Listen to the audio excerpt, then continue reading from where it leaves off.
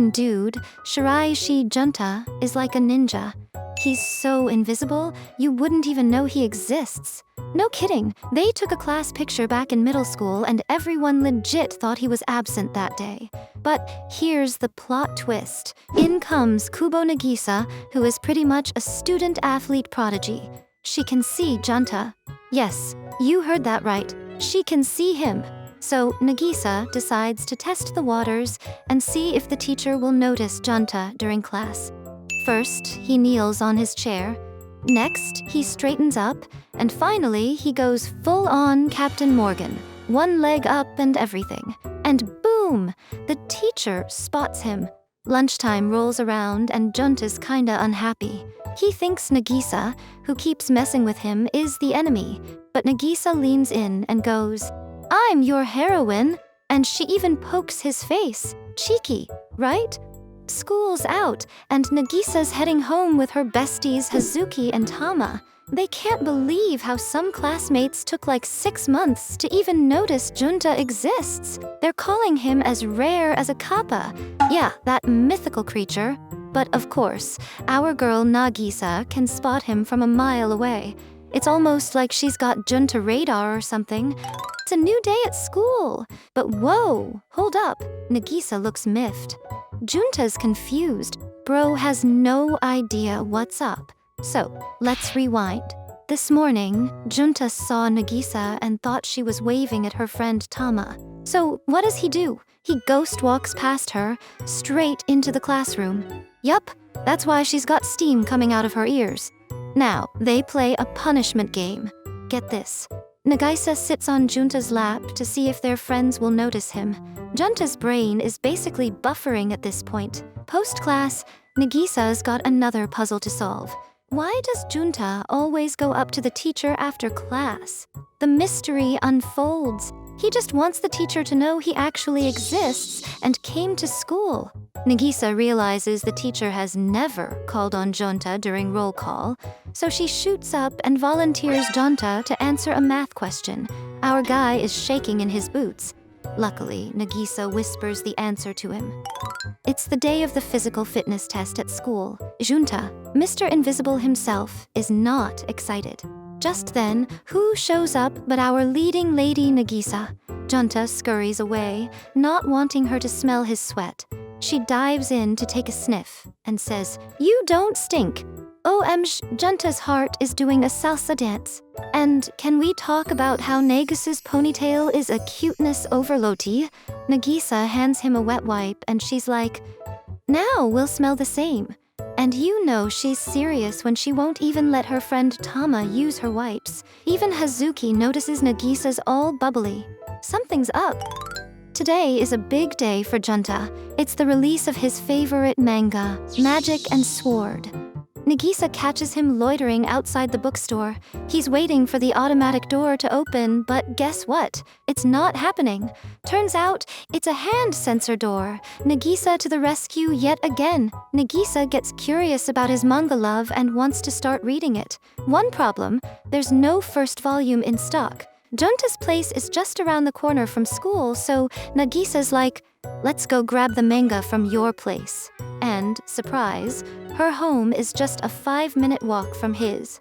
Now, she's asking what time he leaves for school in the morning. Guys, what is Nagisa scheming?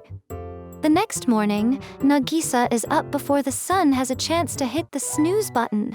That's right, she's awake bright and early, all to catch that morning walk with Junta. But get this, she brings out the glam game, even spraying herself with her sister's luxurious hair mist. Now, during breakfast, her sister Akina isn't fooled. She's like, "So, who's the lucky person you're sprucing up for?" Nagisa tries to play it cool. Oh, please, Akina sees right through that. To avoid any further sibling interrogation, Nagisa bolts out the door. She waits on the route to school, and the moment Junta appears, she dashes forward, pretending it's just a casual run-in. Nagisa's heart is all aflutter, and for Junta, it's a milestone. He's never had the experience of walking to school with a friend before. The day goes by and it's time for Yunta's solo walk home. A journey, usually so uneventful he could do it in his sleep. But today, he gets splashed by a passing car. Guess who spots him? Yep, Nagisa to the rescue. So, another twist, Junta gets to his door and realizes he forgot his keys. With his mom coming home only 2 hours later, Nagisa's like, "How about you come over and take a hot shower?" But OMG. You guys, the moment Junta walks into the bathroom, he spots Nagisa's underwear. Junta showers and even changes into Nagisa's sportswear. Hold up, it gets better. Nagisa dries his hair for him. I mean, if this doesn't make even the unflappable Hunta blush, nothing will. Winter's here, school is out, and Junta rushes home to have a snowball-making session at the park with his adorable little brother Seita. But hold on, Nagisa shows up and she's bearing gifts, hot drinks, and oh my gosh, the way he calls Junta bro is just to die for. So cute. Seita spots the hot drinks in Nagisa's hands and is like, "I want a sip." Nagisa happily hands it over, but what comes next? Seita takes a sip, gives it back to Nagisa, and then hands it over to Junta. Now Junta's in a pickle. 'Cause if he drinks, it's like an indirect kiss with Nagisa. But if he doesn't, his little brother will start crying. He fakes a sip to dodge the brotherly tears. Phew, crisis averted! Switching gears, Junta is currently lost in the world of a manga series called Kingdom. He's so hooked that he treks to a far-off bookstore just to avoid running into anyone he knows. But get this, he spots an adult magazine, a little yellow book if you know what I mean, left unattended by a previous customer. Just as he's about to sneak a peek, guess who catches him red-handed? It's Nagisa's sister, Akina, who's working there. Junta tries to explain, but Akina's having none of it. She knows what's up. Junta pays and leaves, but Akina notices he left behind his student handbook. Back home, she tells Nagisa to return it to Junta, also spilling the beans that Junta was peeking at a raunchy magazine featuring big oppai ladies. The next day at school, Nagisa returns the handbook but calls Junta a perv before he even gets a chance to defend himself. Okay, everyone's got plans for Christmas, but Junta? For him, Christmas is like nothing special. Just when you think he's gonna read manga and chill alone, in comes Nagisa with an invite. She's cashing in on a promise, asking Junta to hang out, and he's like, sure, why not? It's only when he checks the calendar that he goes, oh snap, it's on Christmas Day. Fast forward to D-Day, and Junta is nervous. So anxious that he arrives half an hour early at the meeting spot. But guess what? Nagisa's already there, and she bought a Christmas gift for him. Time for a plot twist. She gives Hunta 15 minutes to buy her a Christmas present so they can do a gift exchange. Now, Junta's pacing through the store, scratching his head. He remembers Nagisa's icy cold hands and has a light bulb moment. To save her from potential frostbite, he buys her a pair of cozy, warm gloves. You should see Nagisa's face, guys. She's beaming. But the cliffhanger, what does Nagisa gift Junta? A super flashy, bright yellow t-shirt with the word hero splashed across it? So Junta starts the day by sleeping in and rushing to school wearing mismatched socks. But hold up, something's different with Nagisa today. Junta can't quite put his finger on it, but he knows something's up. Fast forward to the end of school, and our boy Junta still can't figure out what's so different about Nagisa. Just then, Nagisa gets called by the teacher to help put up a poster, and guess who she drags along? Junta! He thinks if he climbs a chair to put up the poster, his sock secret will remain safe. But Nagisa had noticed his socks all along. And then it hits him. The difference is Nagisa's wearing tights today.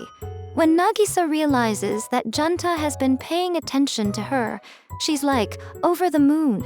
And then, out of nowhere, she asks if he's ever had a drink from the self-service machine at a convenience store. He says yes, and she literally drags him to a store. So they're at the convenience store, and guys, it's Nagisa's first time. She suggests they each get a drink and swap. Junta's like, that's kinda too intimate for me, nope. She goes for a matcha latte, watching it get made like she's 5 years old at Christmas. It's adorable. Junta, however, decides to keep it simple and buys a meat bun. On the way home, Nagisa's like, hey, let me take a bite of that meat bun. Junta's ready to tear it in half, but she just bites it and bounces. So he's there, standing like a lost puppy, wondering how to finish this half-eaten meat bun. And then, someone bumps into him and the bun falls to the ground. No meat bun for Junta. Alright fam, hold on to your seats because today is Valentine's Day. The guys in the school are all hoping to get chocolates from the ladies. Now, Honta doesn't expect to get anything, but wait for it. He finds cookies in his drawer. Junta's in total disbelief. He checks the drawer like 5 times, thinking, is this a prank? And then he starts to wonder, could these possibly be from Nagisa? But he doesn't have the guts to ask her straight up. Nagisa flips the script and asks him if he's received any Valentine's chocolates. When he says no, she gets super excited, and then she drops this bomb.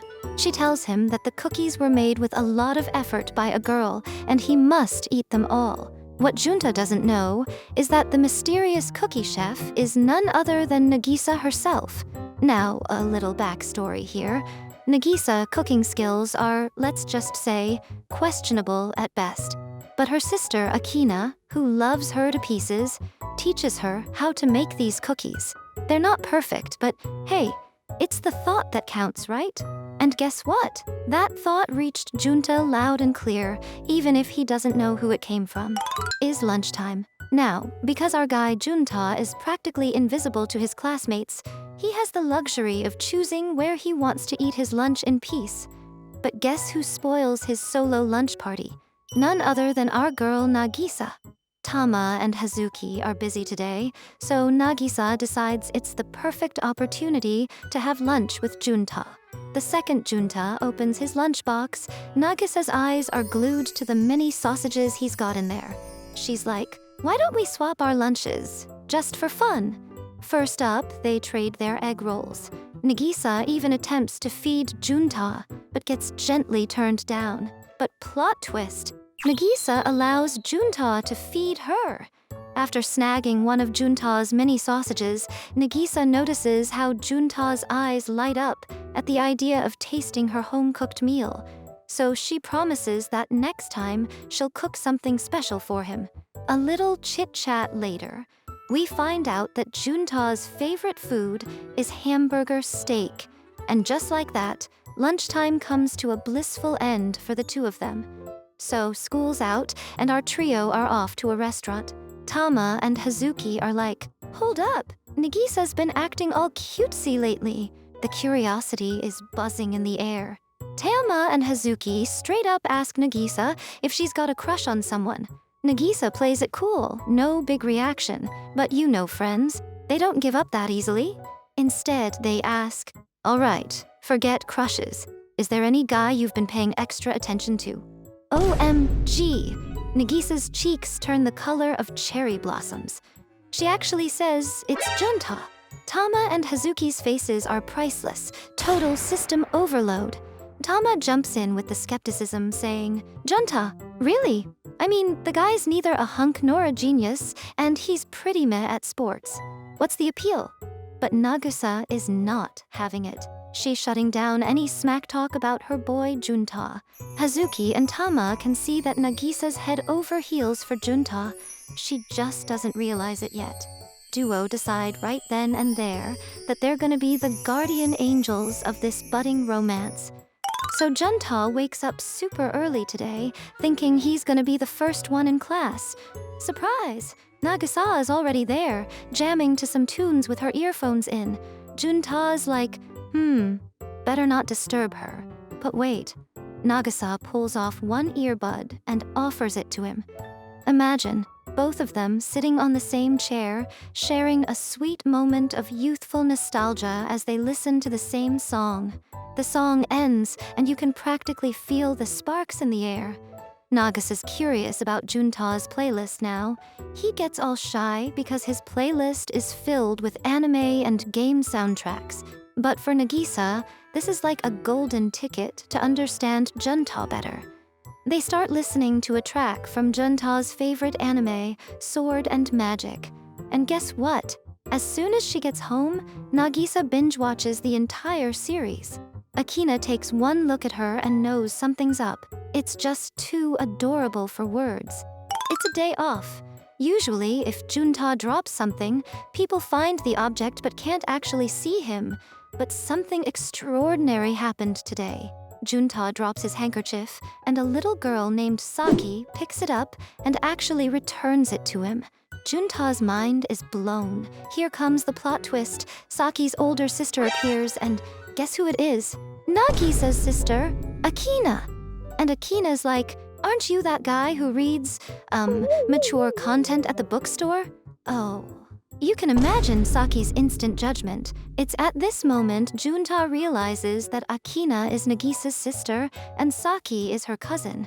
Akina goes on to say that Saki is basically a mini Nagisa. They even exchange contact info, and here comes the cherry on top. Akina sends Junta a childhood photos of Nagisa. Trust me, when Nagisa finds out, she's going to die of embarrassment. Final exam is near. Junta's mom warning him that if he doesn't ace his finals, she's confiscating his gaming console. So, with a heavy heart, Junta goes to the library to cram all by himself. But as he's wrestling with some problem he can't solve, guess who makes an entrance like the smartapants she is? She's rocking some frameless glasses, because apparently that's the universal sign for "I'm about to teach you stuff." And teach she does. Now, you might think Nagisa would take this chance to roast Junta, but no. Nagisa says she would never mock someone for trying hard at something they find challenging.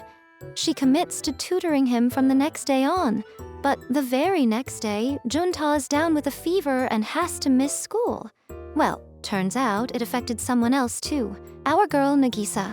She feels like something is missing. She wants to text him, but she's like all of us, overthinking every single word.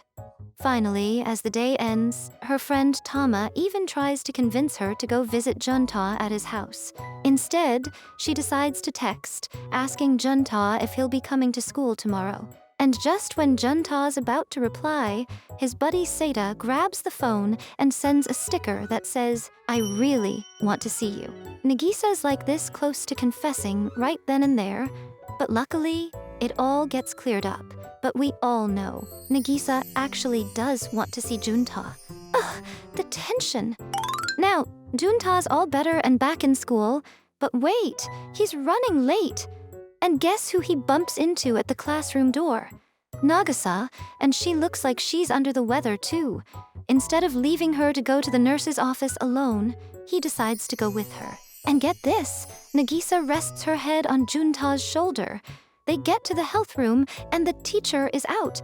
So, there they are, lying on adjacent beds, and Nagisa's holding Junta's hand until she falls asleep. Junta's face is all kinds of red. He's feeling like the protagonist of his own life for once, and we're all here for it. Greetings, it's Makoto-chan. Our journey today may have concluded, but the tales of the anime world are endless. Honor our tales by pressing the subscribe button and let the bells of notifications ring. Peruse these other stories, and may we meet again under the starry night.